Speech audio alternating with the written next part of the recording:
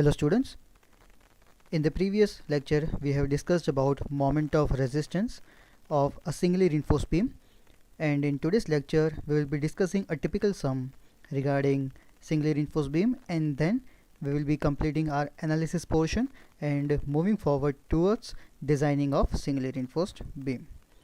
So here the question is, a singly reinforced beam 250 mm cross 500 mm is reinforced with 4 bars of 16 mm dia.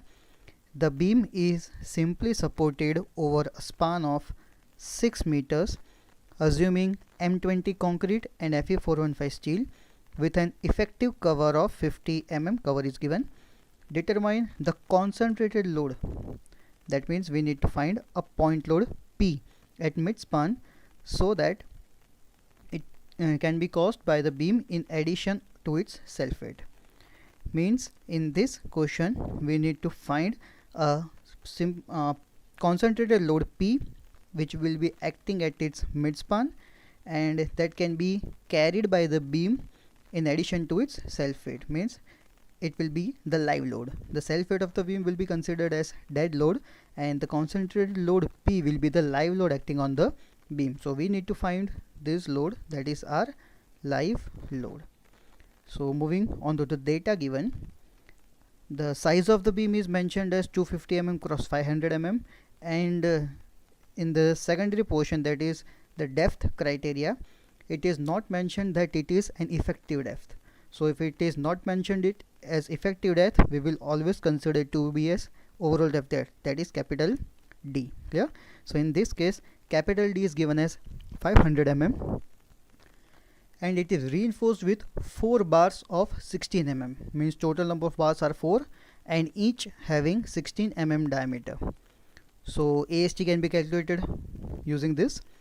The beam is simply supported over a span of 6 meter, that means L length of beam is mentioned, and grade of steel and concrete are also mentioned. If cover is given as 50 mm. In the previous numericals that we have seen, the use of cover was neglected, means cover was not being used, and in this sum we will be using cover to find the effective depth, that is small d. So to find effective depth, it will be always overall depth, that is capital D minus cover. So overall depth is mentioned here 500 and cover is given as 50. So our effective depth, that is small d, will be 450 mm. Now AST, that will be area of steel in tension, can be calculated from the bars as given in question. It will be coming out to be 1804.25 mm square. Now the first thing we need to do is to find the relation between XU and XU max, and to find that we need to refer page 96 of IS 456. So from page 96 we will be using this equation that we have already used to find XU, and XU can be calculated using this equation. It comes out to be 161.32 mm. Now the secondary thing will be to find XU max, that will be maximum depth of neutral axis, and as we have already seen in previous sums, it will be calculated from page 70 of your IS code, page 70.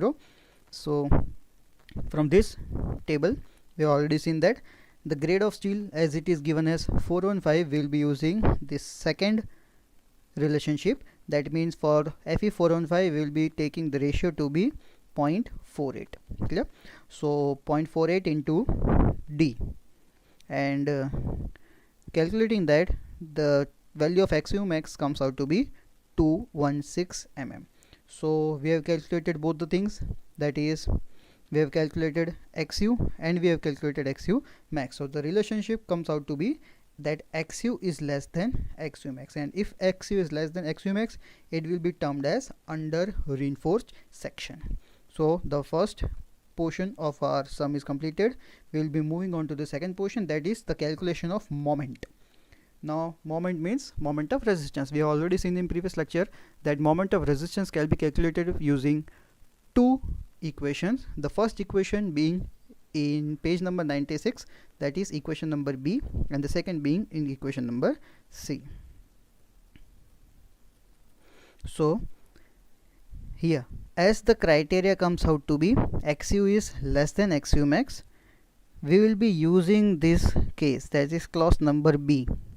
And in clause number B, as we've seen in previous lecture, it is used when the value of XU by D is less than the limiting value. That means when the value of XU is less than XU max. If this is the case, or this is the relationship that you are getting, we will be calculating moment of resistance using this equation that is prescribed in your IAS code, that is page number 96. So Fy, it is given in question as 415.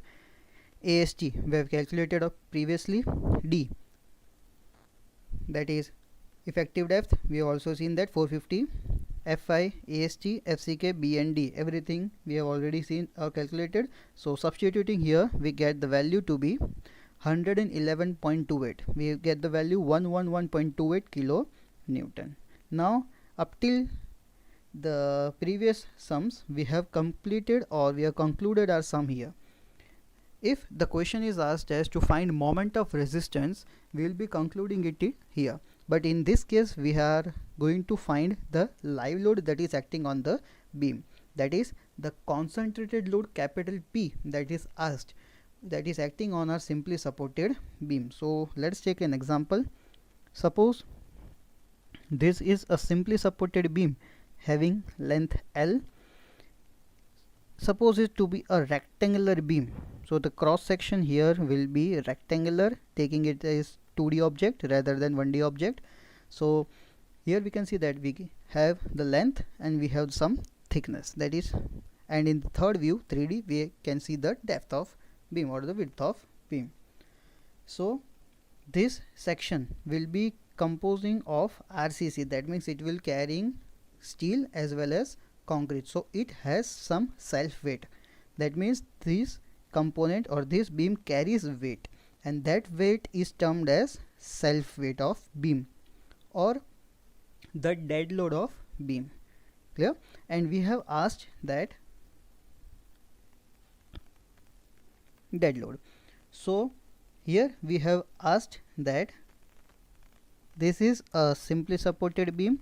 The dead load will be always in the form of UDL. So considering the dead load or self weight to be W kilonewton per meter, we have asked to find a point load of capital P.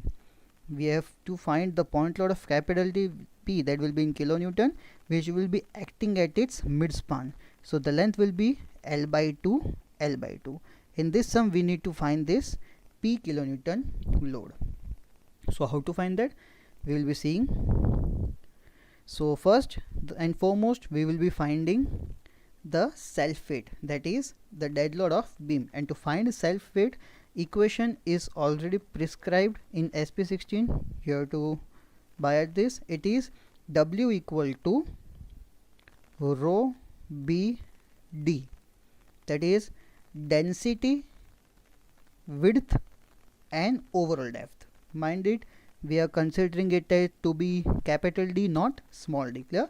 So in every case, whenever you are supposed to find self weight of beam, the equation will be W equal to rho B D. Again, rho, that is density of material, B, that is width of beam, and D, that is overall depth of beam.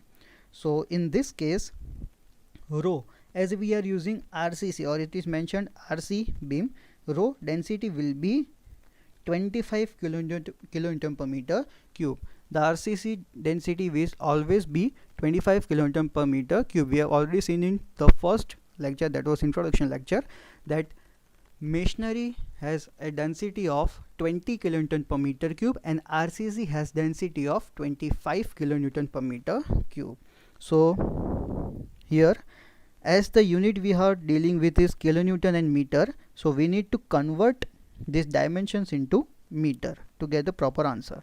So substituting the width, that was 250, will come out to be 0.25. The overall depth, that was 500, will be 0.5, and the density will be 25. So solving it, we get the answer 3.125 kilonewton per meter. So the self weight or the dead load of beam will be 3.125 meter. Now this will be the actual load that is acting on the beam. Again, this will be the actual load that is acting on the beam. So for design purpose, we will always multiply it by 1.5. That is our factor of safety. So the second step will be to find factored load, and factored load will be actual load multiplied by 1.5. So the answer comes out to be 4.68 kilonewton per meter. So this is the actual design dead load that we will be considering. Now our main focus is to find the live load, and for that we will be requiring the equation of moment, because as we have seen, it is a simply supported beam of span L, carries a UDL and a point load. So for this setup, the moment of resistance or bending moment can be calculated using these two equations, that is mu, that is moment of resistance, or you can say bending moment, will be for UDL and for point load. This equation is for UDL, whereas this equation is for point load or concentrated load, because there are two things acting. One is the dead load, that is in the form of UDL, and other is concentrated load, that is point load. So the equation for UDL or the maximum UDL will be WL square by 8, and the point load will be WL by 4. Clear? So this equation that we have already find, that W or the factored UDL was 4.68, so this WU will be 4.68, length is given equation as 6 and divided by 8. So this will be our bending moment for UDL, this will be our bending moment for point load. As W is unknown, this is our value that we are being finding in this question. That means this will be our concentrated load that we will be finding. So 1.5, again why 1.5? Because it has to be factored load. So actual load is W, and multiplying it by 1.5 it becomes factored load, and 6, that is length of beam, divided by 4. This equation is nothing but WL by 4. Okay, so solving this, we get answer to be 40 kilonewton. That means mu we already seen is to be 111.28. so in this equation we need to make W as a subject. So making W as a subject, we will be getting answer W equal to 40 kilonewton. This is our final answer. Then moving on to the next question, we will be starting here with design of singly reinforced beam. Design a singly RC beam with effective depth equal to twice the width. So here a relation is given between the effective depth and the width. It is said that the effective depth is equal to twice the width. That means it is given as D equal to 2B. Again, effective depth is equal to twice the width. That means it is given that D equal to 2B. And the beam is to resist a factored moment of 120 kilonewton meter. That means moment is prescribed, and it is also given that it is a factored moment, so no need to multiply it by 1.5. Now each and every chapter that we will be dealing with, and we will be dealing with design portion. So in every design portion, the step or the sum starts with an assumption. So in this case, or for singly reinforced structures, we will always be assuming that we are designing it as a balanced section. Again, when we are given the priority to solve the sum, we will always choose the easiest method, and being the easiest method, balanced section is used. Why? We have seen in previously that in balanced section both the relationships are equal. That means XU will always be equal to XU max, and MU will always be equal to MU lim. That will be beneficial for us to solve the sum quickly. Yeah. So for entire RC design or singly RC design, we will be assuming that design is to be considered as a balanced section. So under balanced section, XU will always be equal to XU max, and mu will always be equal to mu lim. These two equations will be satisfied. So, but as we are designing, we will be not discussing with the xu portion, we will be always discussing with the mu portion. So here we will be seeing that mu will be equal to mu lim. Now as factored moment is already given in question, that means mu is given, and with respect of mu, or with the help of mu, we will be finding, or we will be dealing with mu lim. As it is a balanced section, mu will be equal to mu lim, so we can say that mu lim is also equal to 120 kilonewton meter. So using this, as per the equation we have seen in the previous videos, that for Fe415 steel, mu lim will be 0.13 at FCKBD square, and as mu equal to mu lim will be 120 to 10 raised to 6. Why 10 raised to 6? Because it is converted into Newton mm. We get this equation, FCK being 20, B and D both are unknown.